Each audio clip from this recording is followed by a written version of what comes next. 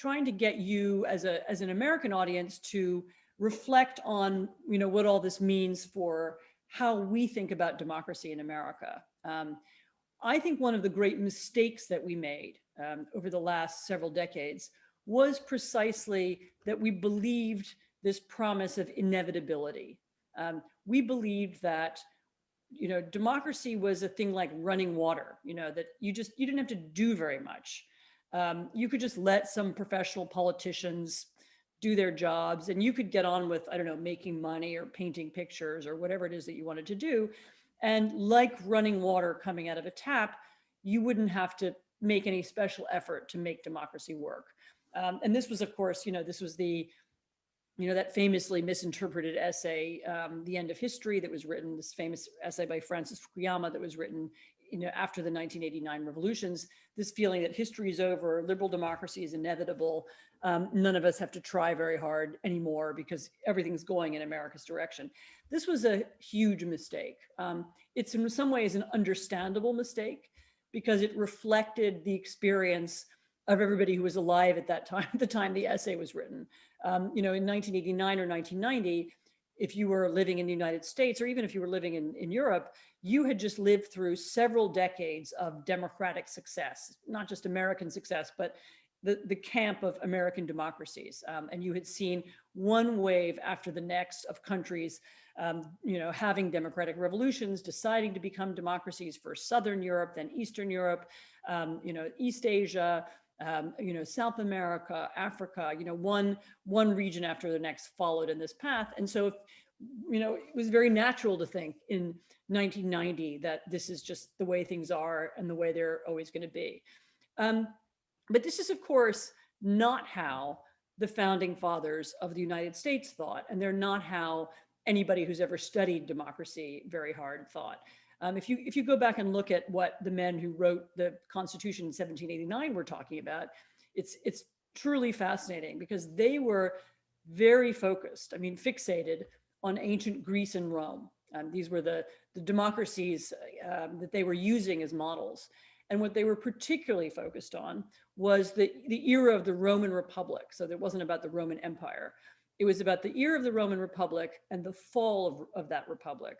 And they were all reading either translations or in some cases kind of popularized versions of texts by Cato and Cicero, who were the two of the great writers of that era. And they were using their experiences to feed into their understanding of democracy. They understood that democracy was circular, or that politics is circular, history is circular, and things, nothing is inevitable, and there are no upward trajectories. And one of the reasons they designed our now somewhat rickety Constitution the way they did was because they wanted there to be a balance of power. They didn't want the executive to be either too strong or too weak. And what they were thinking about all the time was how democracy had fallen in ancient Rome, how the people had become entranced by Caesar, the demagogue, and how the Roman Republic had lost its democratic essence. And it's even a little bit strange. You have the Americans looking back to Roman writers who were themselves also looking back to an earlier era. You see how nostalgia can play in different ways at different times. But their understanding was absolutely that democracy can fail, and they didn't have any doubts about that. And so this idea that democracy is inevitable, which has, I think, been very dangerous because it made us all, we all took our eyes off the ball. We didn't pay attention as some of our institutions grew weaker, as voting participation dropped, as radicalism grew, growing out of this disappointment that I've described. We took our eye off the ball, and we didn't do anything about it. So if I was going to leave you with one idea, it's that although I wrote a book called Twilight of Democracy, and although I guess I write some pretty gloomy articles in the Atlantic and elsewhere, I wanted to leave you with the reflection that history is always radically open, and that nothing is inevitable. Neither decline is inevitable. There is no reason why either the United States or Western Europe or Eastern Europe have to decline. There's no reason why our civilization needs to end.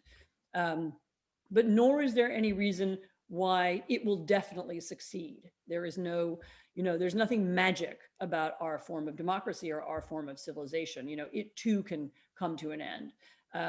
And the difference between it succeeding or failing is, of course, a million different decisions taken by people like you, people in this audience who are interested, who are active citizens, and participating in democracy, in local democracy, in regional democracy, in state democracy, or joining political institutions or even non-political institutions that put you in contact with your fellow citizens.